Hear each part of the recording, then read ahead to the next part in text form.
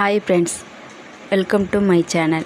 இன்றைக்கி நம்ம சேனலில் என்ன பார்க்க போகிறோம்னா ஒரு வெண்டைக்காய் புளிக்குழம்பு தான் பார்க்க போகிறோம்.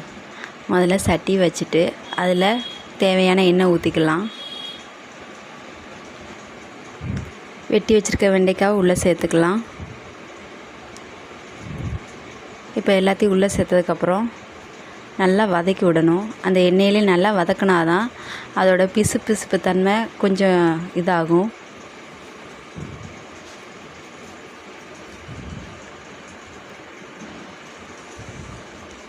நல்லா வதக்கணுங்க. எண்ணெயிலேயே நல்லா வதக்கி விடணும்.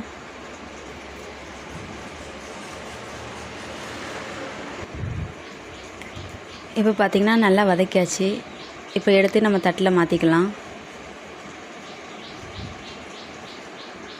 மறுபடியும் அதே சட்டியில் கொஞ்சம் எண்ணெய் ஊற்றி வெந்தயம்,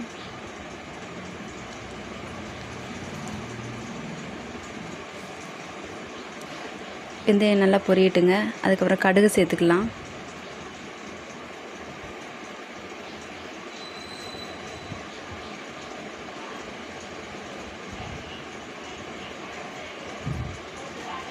கடுகு நல்லா பொரியட்டுங்க. அப்புறம் வெங்காயம், பச்சை மிளகாய் நறுக்கி வச்சுருக்கோம், அதையும் நம்ம உள்ளே சேர்த்துக்கலாம்.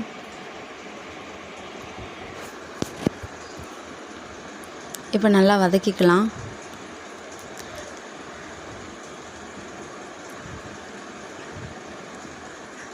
வதக்கையிலே கொஞ்சம் உப்பு சேர்த்துக்கோங்க வெங்காயத்துக்கு, அப்போ டக்குன்னு வதங்கிரும் வெங்காயம்.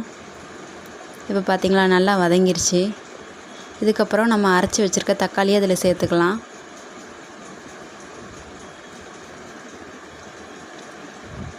அரைச்சி வச்சுருக்க தக்காளியும் சேர்த்துட்டு அதையும் நல்லா வதக்கி விட்டுக்கலாங்க.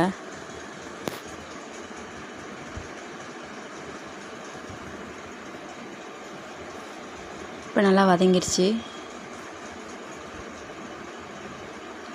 நல்லா வதங்கிருச்சுங்க.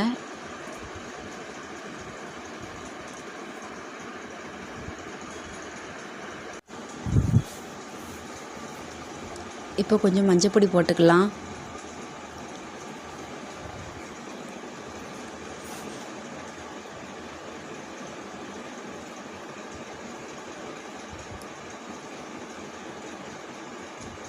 மஞ்சள் பொடி போட்டுட்டு லைட்டாக வதக்கி விட்டுக்கிடுவோங்க.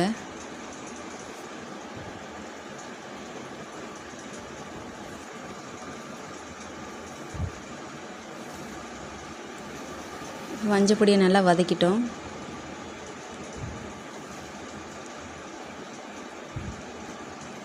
அதுக்கப்புறமா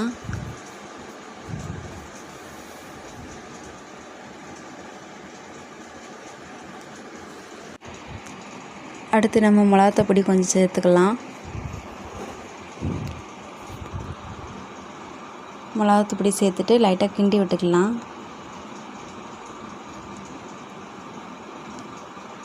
அடுத்து கொஞ்சம் மிக்ஸி தண்ணி ஊற்றிக்கலாம். அடி பிடிக்காமல் இருக்கக்காண்டி கொஞ்சம் தண்ணி ஊற்றிக்கலாம்.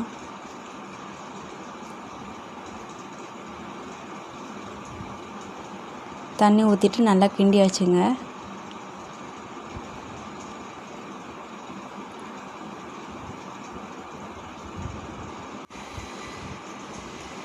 அடுத்து குழம்பு மசாலா சேர்த்துக்கலாம்.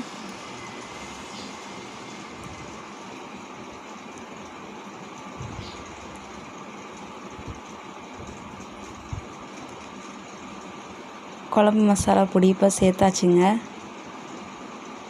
சேர்த்துட்டு நல்லா வதக்கிக்கலாங்க.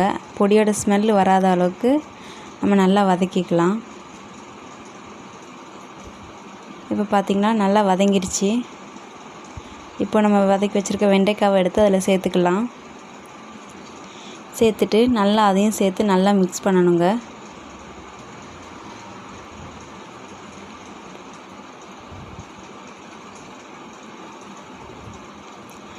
நல்லா மிக்ஸ் பண்ணிக்கிட்டு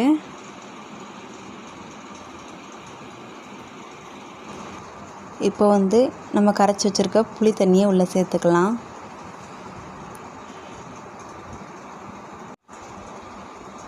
புளி தண்ணியை சேர்த்துட்டு இந்த ஸ்டேஜில் நமக்கு தேவையான தண்ணியை சேர்த்துக்கலாம். எவ்வளோ தண்ணி வேணும்னாலும் சேர்த்துக்கலாம். கட்டியாக வேணும்னா தண்ணி கம்மியாக வச்சுக்கலாம். தண்ணி பதத்துக்கு வேணுமோ தண்ணி கொஞ்சம் நிறையா வச்சுக்கலாம். இப்போ நான் கொஞ்சம் தண்ணியாக தானே சேர்த்துக்கிடுதேன். சேர்த்துட்டு ஒரு மூடி போட்டு நல்லா அடைச்சி வச்சிடலாங்க. இப்போ திறந்து பார்க்கலாம். நல்லா கொதிச்சிருச்சுங்க.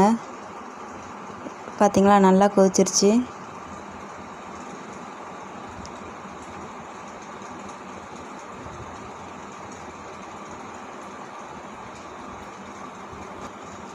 இப்போ நம்ம குழம்புக்கு தேவையான உப்பு சேர்த்துக்கலாம்.